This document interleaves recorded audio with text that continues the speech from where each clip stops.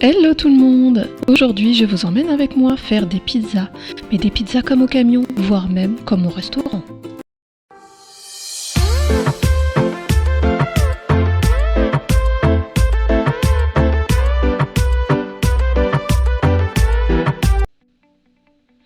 Voici ma pâte réalisée au Thermomix.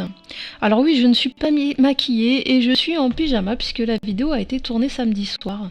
Chez nous, c'est pizza maison tous les week-ends et c'est en ce moment devant The Voice.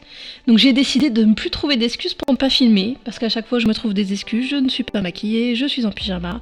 Et bien maintenant vous me verrez donc comme je suis au quotidien, mais bon du coup vous aurez des vidéos plus souvent et plus régulièrement. Alors, je vous donne la recette de cette pâte. C'est 455 g d'eau, 3 cuillères à café de levure sèche. Moi, j'utilise la levure Brugman, je sais plus comment on dit. C'est la levure que j'achète chez...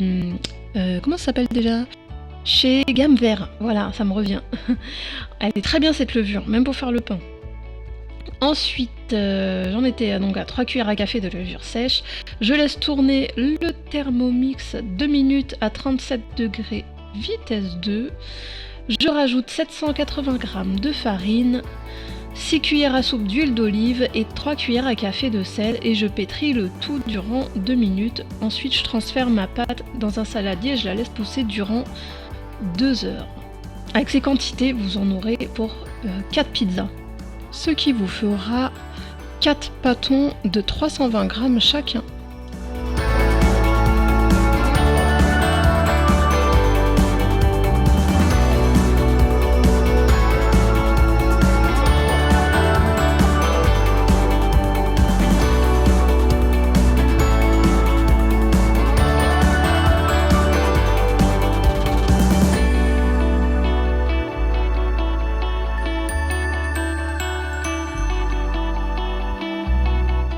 Donc j'aime bien, comme je vous disais, étaler mes pâtes sur de la semoule extra fine.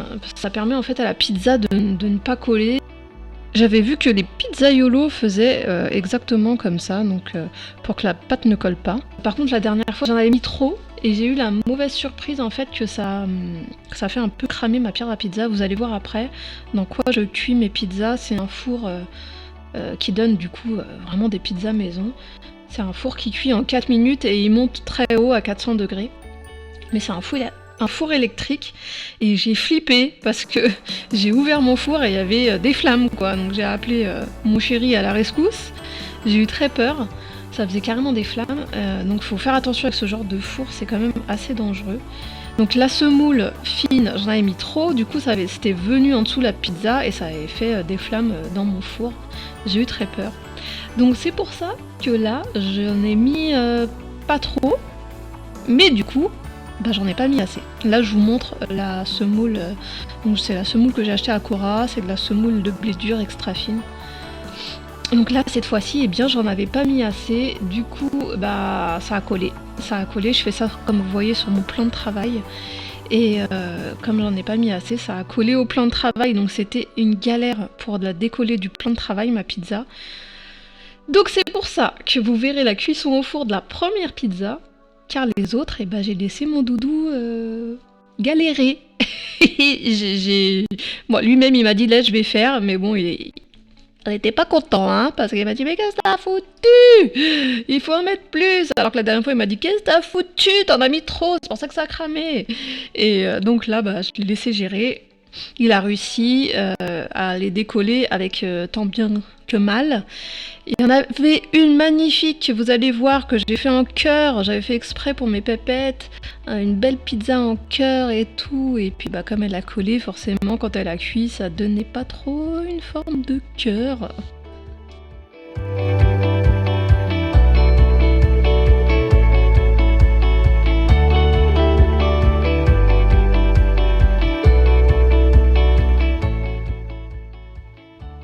Vous me voyez en accéléré étaler les pâtons.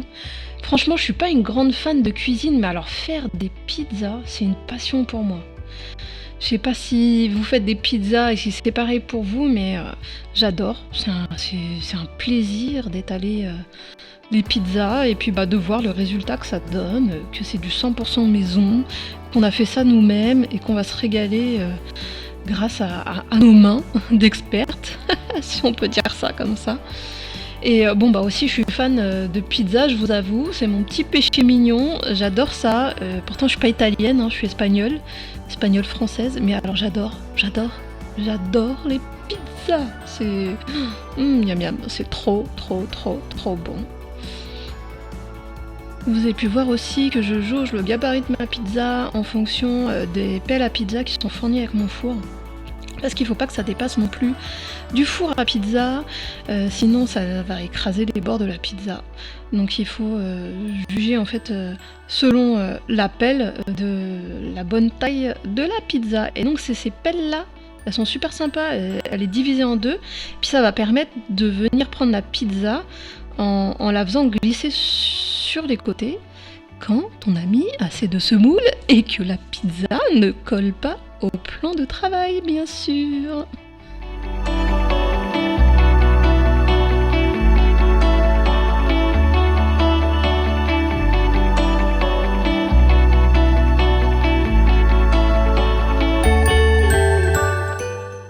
Alors là, l'envie m'a pris, parce qu'en fait quand j'ai commencé à la façonner, ça commençait à faire une forme de cœur, donc je me suis dit tiens, ça peut être sympa, pourquoi pas faire une pizza en forme de cœur. J'en mangeais comme ça dans une pizzeria où j'allais au début avec mon doudou. On allait dans une pizzeria qui faisait que des pizzas en forme de cœur, c'était trop mignon et elles étaient super bonnes. Donc là je me suis dit tiens, je vais essayer de reproduire et de faire une pizza en forme de cœur. Alors, c'était la pizza avec les ingrédients que Neva aime, puisqu'elle est très difficile. Et autant quand elle était petite, elle n'était pas difficile, mais elle devient difficile. Du coup, j'avais fait exprès pour elle une petite pizza en forme de cœur avec tout ce qu'elle aimait dessus. Mais bon, comme je vous ai dit, au niveau de la semoule, il n'y en avait pas assez. Du coup, elle a collé, et puis quand elle a cuit, ça ne ressemblait plus à ce magnifique cœur. Et bien beau mon cœur quand même, j'avais bien réussi, hein.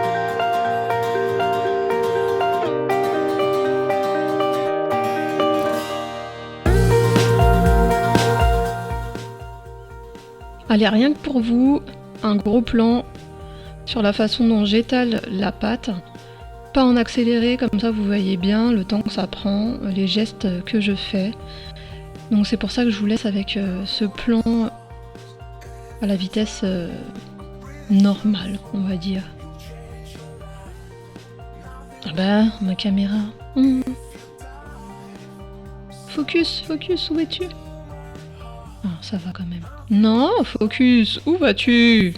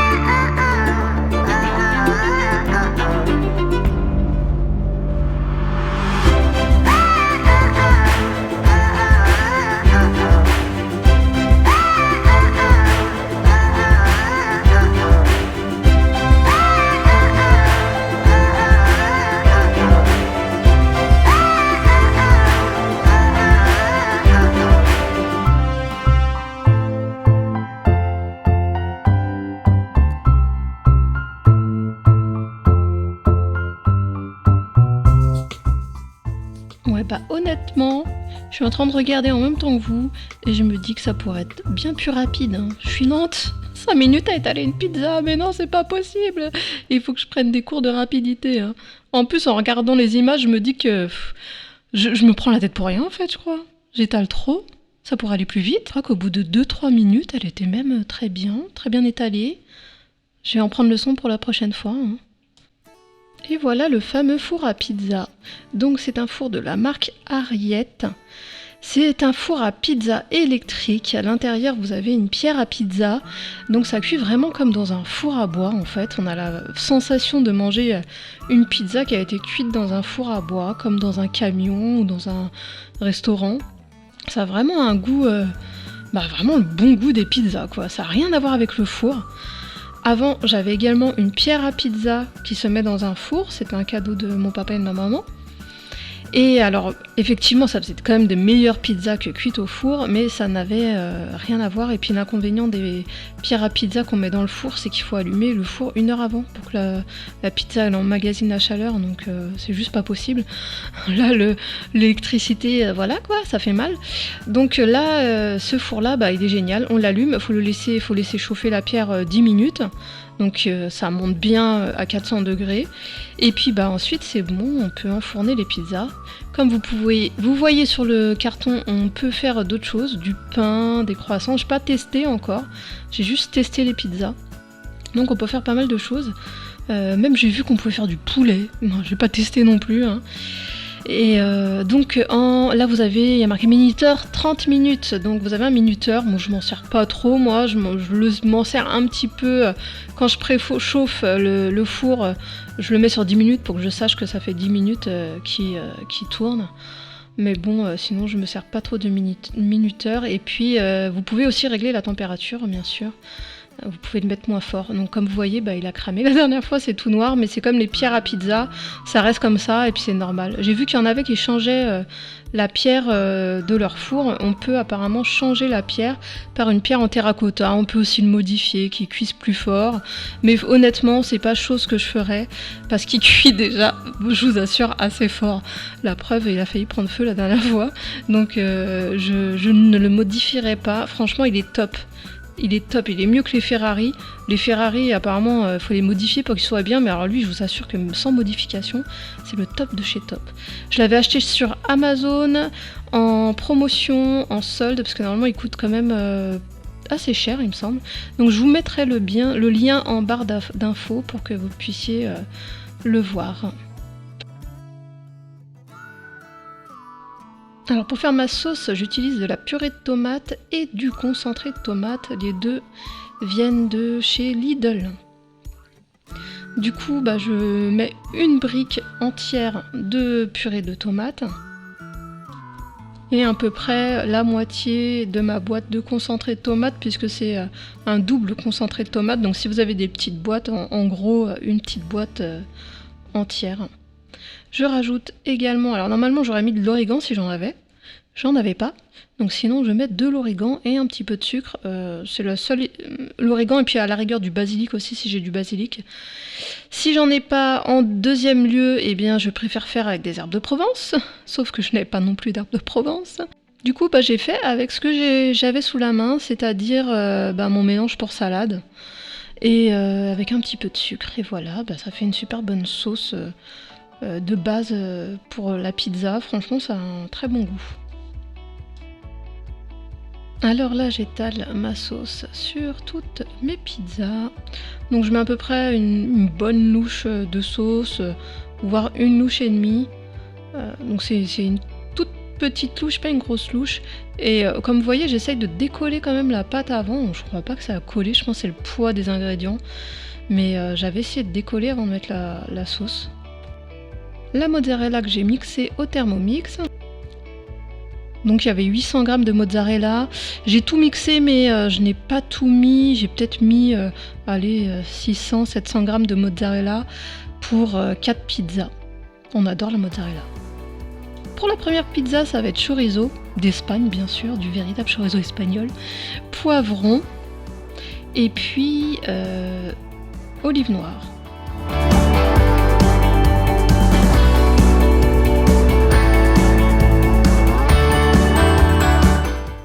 Et voilà à quoi elle ressemble. J'adore toutes ces couleurs. La deuxième pizza sera une 5 fromages parce qu'on adore le fromage. Alors, ça sera bleu, emmental, mozzarella bien sûr, et du comté. Voilà, regardez-moi ces magnifiques couleurs. J'adore, c'est trop joli. Alors la pizza cœur, je l'ai faite au poivron jaune, aux chèvres et aux tomates cerises. Donc tout ça c'était pour ma petite Neva parce que autant avant elle adorait le fromage, mais comme je mets du bleu dessus, bah, elle aime pas trop. Mais elle aime le chèvre, elle aime les tomates cerises et elle aime les poivrons jaunes. Donc c'était surtout en pensant à elle que j'ai fait ce beau petit cœur. Regardez-moi toutes ces belles couleurs. J'adore, j'adore, j'adore. C'est coloré, ça donne faim. Ça ouvre l'appétit. Bon, et la dernière, comme tout le monde aime le chorizo, j'en ai refait une au chorizo, poivron, olive noire, comme la première, parce que j'avais pas trop d'idées. D'habitude, je fais au thon, mais là, j'avais pas de thon.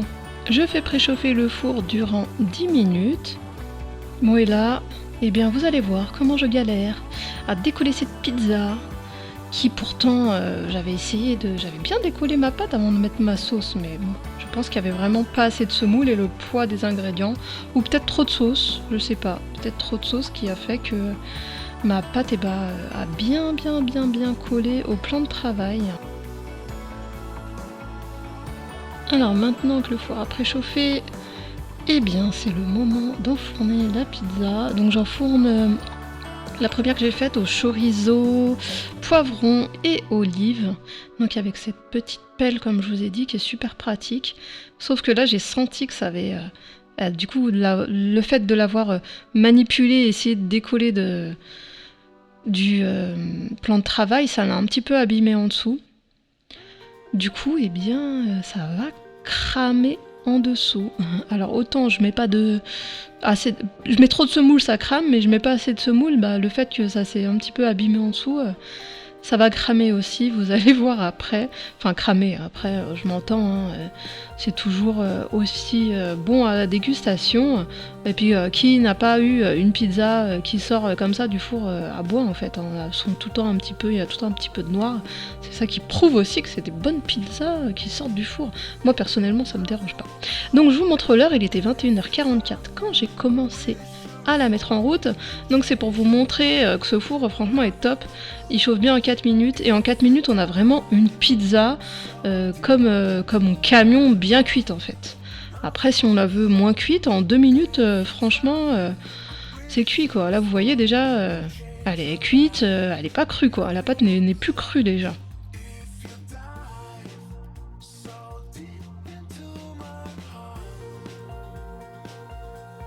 Donc là ça fait 2 minutes qu'elle est dans le four. Donc comme vous pouvez voir, elle fume bien, même elle commence à couler. Mais comme moi, comme je vous dis, j'aime bien quand elles sont comme à la pizzeria avec un petit peu de cramé quoi, de croûte un peu noirâtre, vous savez. Eh bien j'ai tendance à la laisser peut-être un peu trop cuire. Donc là je regarde. On commence à voir un petit peu les poivrons et les chorizo d'ailleurs qui coulent et qui sont bien cuits. Ça fait 3 minutes maintenant. Vous voyez, ça commence à bien fumer. Bien fumer. Donc, non, moi je laisse. Ne m'inquiète pas. On voit, hein, ça fume. Donc là, je crois que je commence un petit peu à stresser et à prendre ma pelle. Je me dis, il faut peut-être que je commence à la sortir parce que peut-être que ça va cramer, que ça va faire comme l'autre fois. Donc j'essaye. Ça, du coup, ouais, franchement, ça avait accroché. Et c'est les petits trucs en dessous là qui font que ça a accroché. Le fait qu'elle se soit un petit peu abîmée en dessous. Du coup, j'arrivais pas trop avec cette pelle là, donc je suis allée vite en chercher une autre. J'ai une grosse pelle à pizza aussi que j'avais eue avec ma pierre à pizza. Mon papa et ma maman m'avaient offert. Donc je prends cette grosse pelle. Et donc voilà, là on voit que ça fume et que bah oui, elle a accroché. Donc là c'est la pâte qui a pris, c'est pas la semoule cette fois-ci, c'est la pâte. Donc je vais essayer de retirer tout ça parce que forcément si on cuit une deuxième pizza dans cet état, ça va pas être terrible. Donc là je suis en train de gratter avec ma pelle Pizza aussi, mais en alu. Et donc je l'éteins parce que je me dis que je vais faire sonner l'alarme. Alors oui, j'ai fait sonner l'alarme. Du coup, je vous ai laissé le son parce que c'est tout un sketch, franchement. À chaque fois, heureusement qu'on n'habite pas en appartement parce qu'à chaque fois, mon alarme incendie, elle sonne. Donc je vous ai laissé le son parce que c'était un sketch. Hein.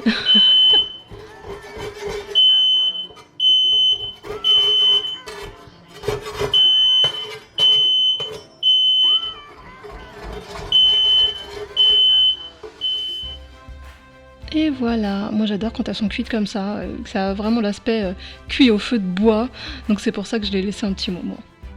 Donc pour les autres, je vous les montre cuites, puisque c'est Doudou qui a géré 4 fromages, 5 fromages super bonnes, celle en cœur qui ne ressemble plus à un cœur malheureusement, mais bon, qui était très bonne quand même, malgré tout, on a quand même apprécié. Et puis la dernière c'était celle au poivron. Alors là, Doudou l'a cuit à sa façon, comme il aime la manger. C'est-à-dire un peu moins cuite, un peu moins cramée on va dire. Mais elle était tout aussi excellente, il a dû la laisser 2 minutes et vous voyez, parfait. Je crois même qu'il était éteint le four.